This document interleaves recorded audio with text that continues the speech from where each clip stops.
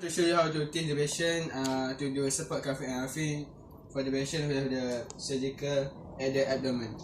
So function of cuffing and huffing to remove the secretion of sputum from the lung. So first you can see me to do cuffing. So first put the towel at the incision of the surgery, then press, take the inhale,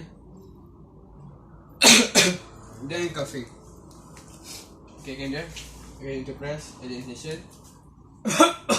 Okay, that's for cuffing. Then after that we need to do huffing.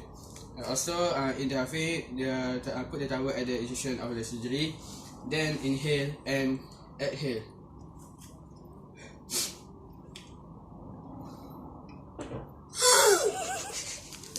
You can do.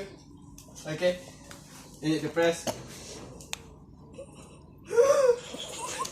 Okay, that's all.